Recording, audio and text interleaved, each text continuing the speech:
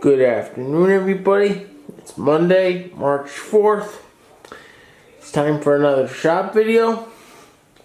First of all, everybody, we got a foot of snow out there. First big snowstorm of the entire season. Holy cow. We've been getting away lucky so far this winter until now.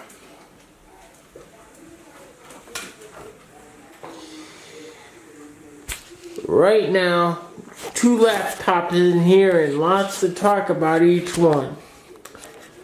We're going to get right to it.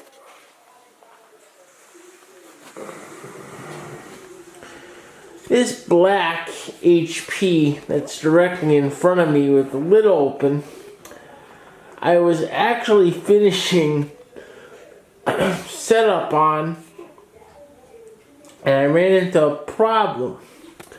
And the problem is that this machine will not download Windows updates, period. This is Windows 8, and if you go on Windows Update screen on this machine, it will just sit at checking for updates, and it will stay there all day, all night, no matter how long you run it. Now, this thing hadn't been used in a long time, and there's a bit of a story behind that, which I won't get into now. And initially, I thought that was the problem, but it wasn't. And after digging into the problem, spending days doing research and digging into the problem at a pretty deep level, I found out that the Windows Component Store, which is where Windows Update actually stores the stuff that Windows Update downloads and figures out what updates are installed on a machine and which ones are not, is corrupt. And it's very corrupt. None of the tools that are in Windows to fix the corruption are working. This machine is going to need to be reformatted and everything reset back up on it from scratch, which kind of stinks. I just took some backups of what I had on the machine so I don't have to transfer everything from the 2 hard drives that I have for this. It's kind of a downer. I was hoping that there'd be an easier solution, but not in this case. This machine is going to be used in a real estate office when I get it done. Now we come over here to this orange MacBook. And the problem with this orange MacBook is that the owner... Get out of my way, paper. There we go. The problem with this orange MacBook is the owner forgot the password. Now, normally this is not a big deal. However, not only did the owner forget the password, the owner also turned on FileVault, full hard disk encryption. What happens when you turn on FileVault is that when the machine boots up, it actually starts off of the Mac OS X recovery partition, which has a small unencrypted area of the hard drive to allow you to log in. And once you type in the correct password and you hit enter, it will then decrypt the rest of the hard drive and let you log into the machine. If you forget your password and FileVault is turned on, you have 2 options. One, when you turn on FileVault, FileVault generates what we call a recovery key that will let you back into the machine in the event you forget your password. You will be given this key when you turn FileVault on. It is extremely important that you write this recovery key down exactly as it is written. For those of you that don't know what they look like Microsoft Windows licenses. 5 groups of, I believe, 4 or 5 letters each. I want to say it's 4. But again, they look like Microsoft Windows license keys. The recovery key is one of the only ways, in fact it is the only way you can get back into your machine if you forget the password without resorting to some pretty exotic stuff. The other option is that you can have Apple store the recovery key in a special protected section of your iCloud account. Then if you forget your password, you can basically have Apple feed you the recovery key over the internet so you can get back into your machine. Unfortunately, it appears that the owner of this laptop has done neither. And her husband are still tearing the house apart looking for the recovery key, but I suspect that they will not find it.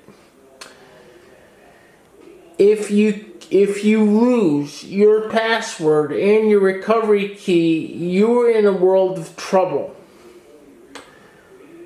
The hard drive is encrypted using 128-bit advanced encryption standard algorithm. You can't attack the encryption itself, because to attack the encryption itself and break it that way would take a time period longer than the time the entire universe has been in existence. I'm not kidding. What you have to do is basically try to guess the owner's password. Now, this is probably what's going to happen here. I'm not going to go into detail about how I'm going to do this, but that's probably what I'm going to do, is attempt to guess the owner's password. And hopefully we find out what it is and we can get back into the machine. Otherwise, I have to reformat this machine, like I have to do to this HP over here. However, the problem with reformatting this orange MacBook is that the owner has data on here that cannot be replaced. And I cannot back it up because I cannot get into the machine. Nor can I remove the hard drive from this machine and try to access it using my data cradle, because again, the entire hard drive is encrypted. By the way, for those of you that don't know, encrypted basically means scrambled. So again, my only choice is to try and guess the owner's password, and there are automated tools to do that I will be using, but I won't be documenting the process. The other thing that I wanted to talk to you about is some developments that have been occurring up at my new client. The one that I was talking about in my video, SMBs don't get used by your IT firm. From what I can tell, the IT company the previous company did some unauthorized work on one of their systems. They were basically asked to do one thing, and they went way beyond that and did many things that they weren't authorized by the owner to do. And they may also have taken the owner's media for this particular server. This is not a store-bought server. This is a custom-built server. I did not build it. It wasn't even built locally. It was built by a company in New Hampshire and shipped down here. Long story short, the server, which is used to store backups, is now going to have to be redone, and the owner of the company is extremely upset, and rightly so.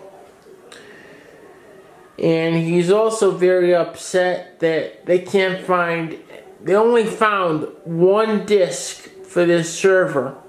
And we don't know where all the others or any of the manuals went. And he had them in one specific place, so they wouldn't get misplaced.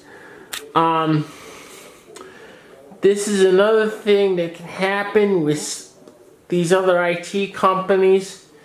If you're not very aware of what they're doing, they can do unauthorized work, and you won't even know it until it's way too late.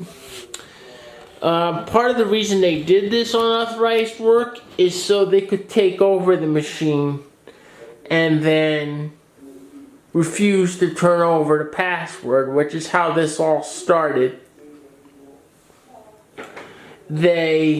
When we needed to get into the machine to see what's going on, they wouldn't let us in. In fact, they refused to turn over the password, which led to me going down there and getting into the machine.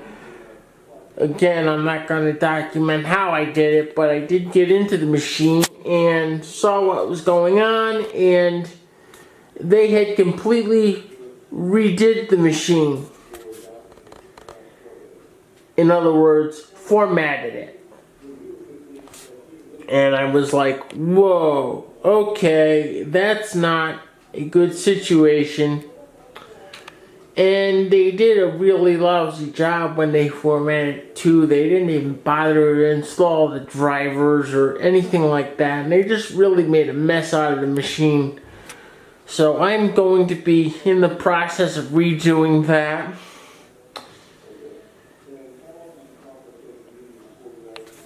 But I just wanted to make everyone aware that that's another danger that does occur with these companies. They can't do unauthorized work. It's not my first encounter with an IT company doing unauthorized work.